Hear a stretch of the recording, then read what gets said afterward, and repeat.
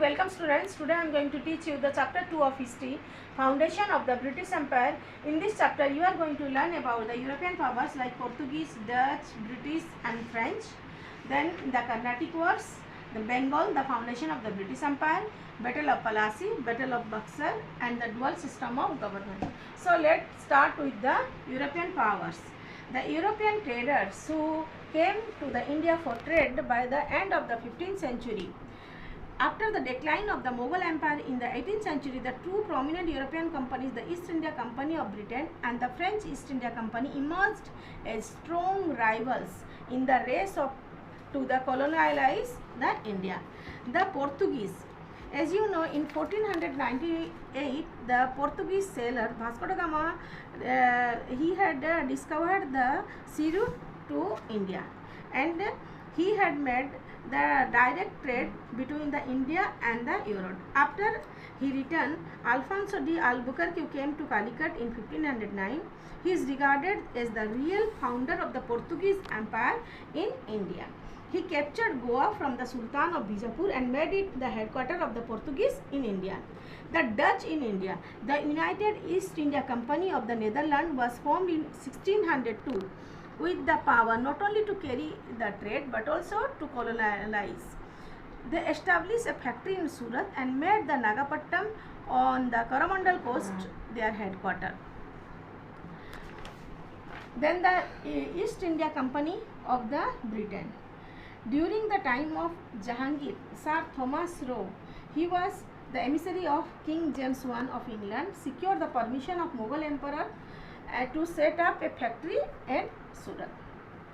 Over the 200 years, the East India Company served the British interest in India. In process, it emerged as a powerful political and military force to fill the vacuum created by the decline of the Mughals. The East India Company of Britain. It was a group of English merchants. What was East India Company of Britain? It was a company founded by the English merchants, and they got the permission of Queen Elizabeth I to trade with the countries in East.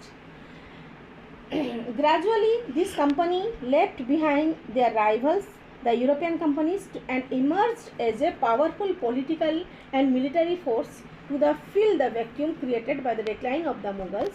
Its three main trading settlements of Bombay, Madras and Calcutta developed into presidencies or the provinces of the British Empire in India.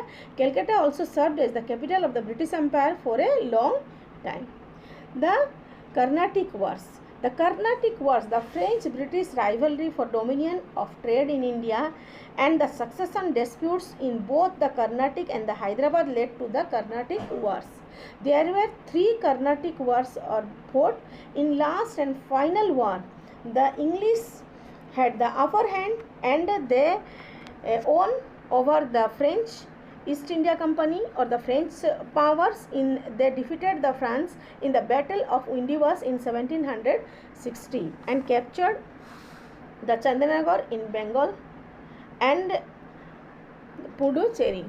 The East India Company, it was founded in 1664 to compete with the British and the Dutch East India Company. But it unable to maintain itself financially, and the French company was abolished in 1769. Now next one, the Bengal, the foundation of the British Empire. Was a rich and fertile region of India. It served as a highly profitable trading center for the European companies. Mughal Emperor Farooq Seer in 1717, he exempted trade of payment of custom duties in Bengal. However, the Britishers misused this farman or the dastak given by the Farooq Seer. Like the three battles of Panipat, the Battle of Plassey also changed the course of Indian history. The Battle of Plassey was fought between the Nawab of Bengal Siraj-ud-Dowla and the British.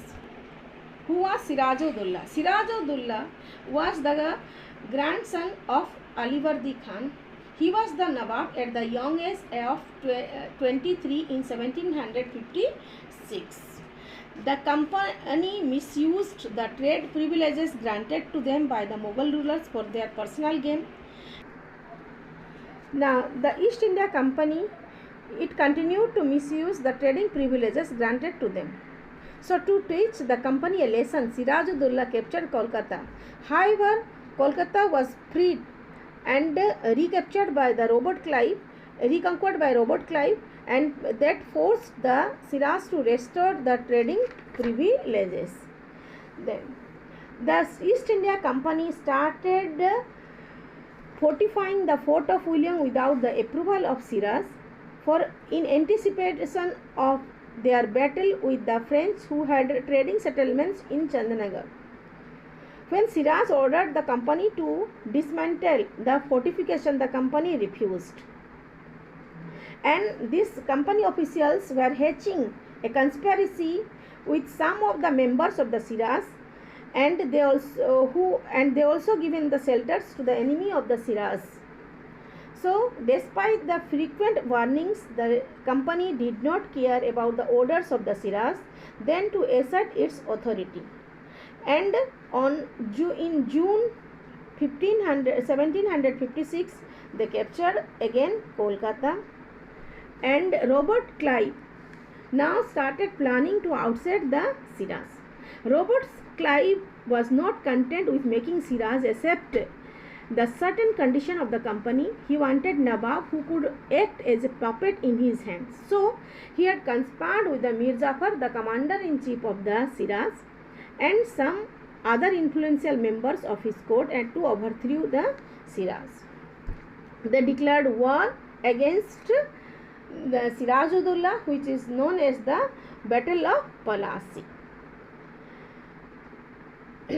As the commander-in-chief of Siraj-ud-Dowla, he had conspired and with the British. He did not order his men to fight for Siraj, and thus the Siraj that defeated by the company, and the company, Robert Clive and Mir Jafar, they conspired so that the Siraj-ud-Dowla defeated by the company in the Battle of Plassey, and he was put to death. After Siraj-ud-Dowla, as for their promises, the Robert Clive or the company, they made Mir Jafar as the ruler or the next Nawab after the Siraj-ud-Dowla, and in that Mir Jafar paid rupees 3 crore, and to Robert Clive alone was paid 20 lakhs of rupees.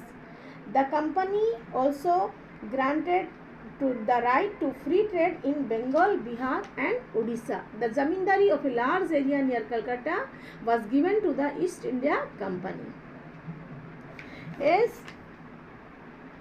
the Robert Clive made that Mir Jafar as the Nawab of Bengal, he became the puppet in the hand of the company.